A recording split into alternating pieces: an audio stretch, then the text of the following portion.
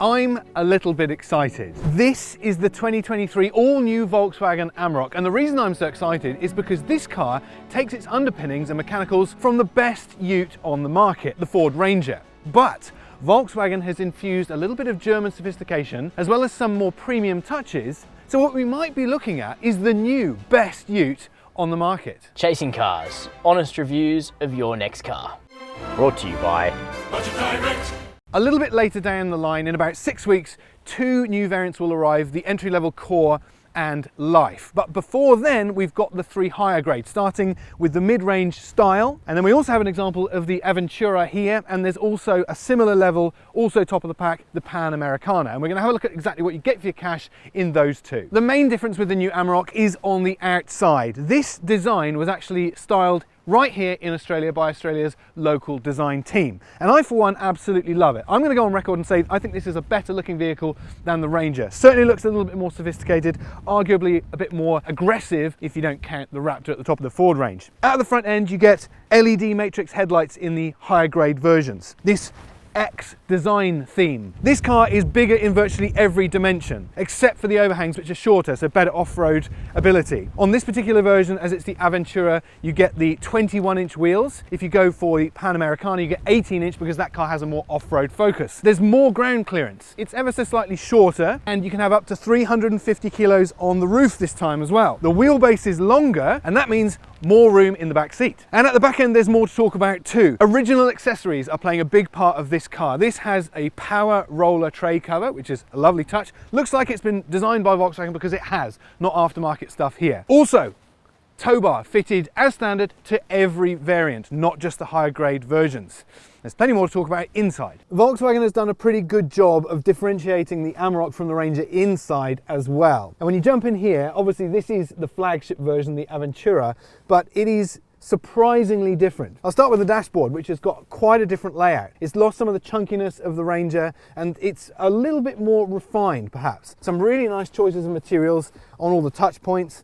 Some couple of scratchy plastics maybe, but otherwise it's looking pretty good. Perhaps my favourite thing about the interior is this steering wheel. It looks uniquely, and more importantly feels uniquely Volkswagen. Volkswagen Group cars have always been ergonomically really excellent with the steering wheels and how they feel in your hand. And that carries through into the seats as well. Volkswagen specified the exact seat foam and the materials and the textures that go into the seats, so they feel uniquely Volkswagen as well. Then there's heaps of technology as well. That carries over, and although once again this is the premium version, the Aventura, you'll get a similar level of kit in the Panamericana, including this 12-inch vertically oriented central touchscreen, and you get a 12-inch screen for the driver's instruments as well. Go for one of the lower grade versions, you'll still get all digital, but they shrink to 10 and 8 inches. I've also got wireless device charging, and there's wireless Apple CarPlay and wireless Android Auto as well. Lots of storage everywhere, deep center pockets, cup holders. I've got the lovely double glove box that you can have on some of the Rangers, but a slightly different interpretation once again. And as I say, this is a top grade version, so I've got a very nice Harman Kardon sound system and this lovely sporty black roof liner. In the back seats, it's a similar story. That lovely premium prestige seat upholstery carries over, and it's a very spacious and airy car. Thanks to that longer wheelbase, there's loads more space inside for people and things. But it's what's under the bonnet that I really want to find out more about. Now, as this car takes its underpinnings from a vehicle that we've already established is very good off-road, you'd expect this one to be pretty good when the blacktop comes to an end, and you'd be quite right. We've done some pretty exciting off-roading in these cars today, and so far so good. You've got a plethora of driving modes. To be honest, you don't really need to play around with them with the sort of stuff we've been doing today. Traction levels seem to be absolutely fantastic. Wheel articulation is great. Those shorter front and rear overhangs seem to be excellent when ground clearance becomes an issue and the rocky stuff becomes pretty gnarly. Of course, I've got options of high and low range because this is a proper 4x4 and off-roader, and I've got a lockable rear diff for those really tricky situations. But the thing I particularly like about this one is you have the 4A setting, so it's permanent four-wheel drive, but it kind of shares the love around a little bit.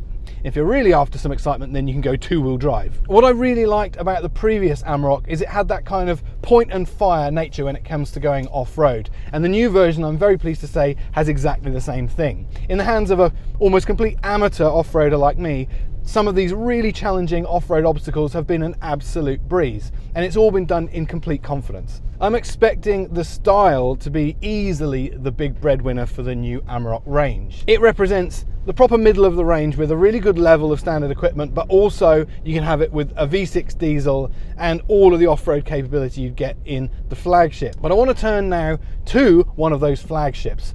If you're looking for a more off-road existence, the Panamericana is the one to go for, with its smaller wheels, bit chunkier tyres, and a bit more of an off-road focus. But let's be honest, while I'm sure a lot of Amarok owners are going to spend some time off-road, the majority of this car's life will be on-road, and that's where the Aventura comes in. And the road is where I want to go next. The Aventura is available with a V6 diesel. Again, that's common to the Ford Ranger range, and it has 184 kilowatts and a lovely 600 newton meters of torque.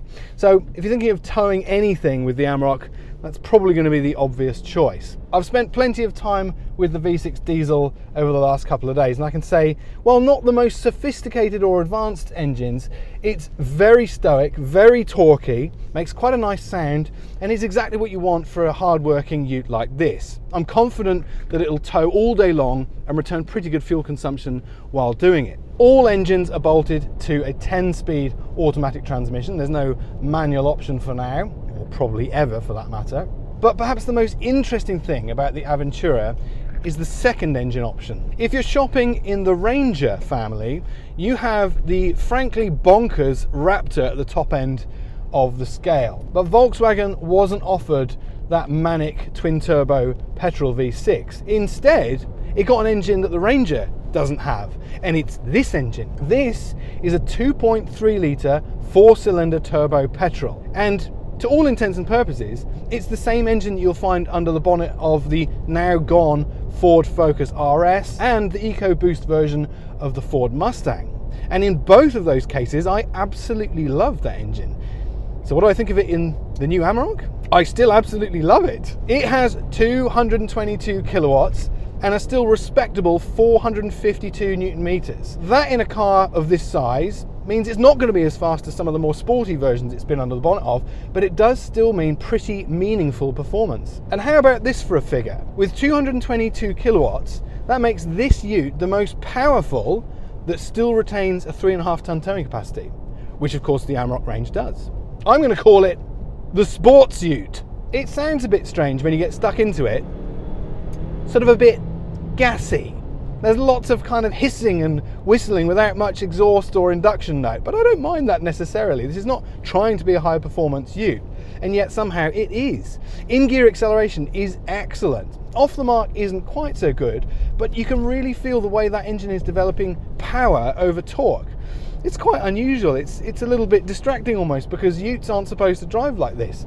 It's got to be one of the most car-like in the market. In among the various driving modes, there's lots of off-road options, but not really anything for a more sporty mode. You might argue that in a one-ton ute, that's probably not very important, but after spending a little bit of time at the wheel of this thing, its dynamics are the thing that's probably surprisingly the most, and a sport mode might actually take it even further into driving enjoyment territory. And something else that's really concurrent with that are its brakes. Winding through some of these corners, confident braking in a car of this size and weight is really, really important. And one of the ways it achieves that is because it's got disc brakes all round. That's still, in today's ute age, quite an uncommon feature. The Amarok also now gets keyless entry and start, even if the key looks suspiciously like it belongs to another manufacturer. We'll say no more about that. And yes, there are things that remind you it does have a distinct family relationship with another brand, but stuff that doesn't really matter. The gear selector, it's quite nice. The indicator stalk, sure, I can see a similarity, but honestly, I don't think it matters. What Volkswagen has got right with this is the stuff that really does matter. Dynamics are one of the last parts of the package, and once again, this car carries over all of the things that made the Ranger absolutely fantastic to drive, with one key difference. At the top end, for the Panamericana and the Aventura, Volkswagen dialed in its own suspension tune, changed a few of the little damper settings and spring ratings, and the result has taken the dynamics of this car even further. I dare say that on some interesting and rewarding roads like this is the absolute pick of the driver's utes right now. The steering weight, while a little bit light around the dead head, actually builds weight in corners really nicely. The body control is absolutely fantastic for a vehicle of this class. It's a little bit stiff when unloaded, but that's because it's got a leaf spring rear axle. It's exactly what you'd expect. But that brake confidence combined with the really confident and positive steering. This one's got the 21-inch wheels with lower profile tyres on, so I've got a little bit more positivity from the contact patches. It's pretty good, and it's also safe. This vehicle incorporates more than 30 driver assistance systems, 7 airbags, of course it gets a 5-star ANCAP rating, and actually, speaking of ANCAP rating, it did just a little bit better than the Ranger. So you're probably expecting a but, and there is, but it's not a very big one. The price. We'll talk about the Core and the Life when they arrive later down the line in about 6 weeks. The range starts at about $53,000, which is pretty reasonable when you realize what you're getting. Step up to the mid-range Style, and that starts at 67 or thereabouts. If you want to get into the Panamericana, that'll cost you about 76. But when you get into the Aventura pointy end of the range, it'll cost you just $10 less than $80,000, and that is a lot of money.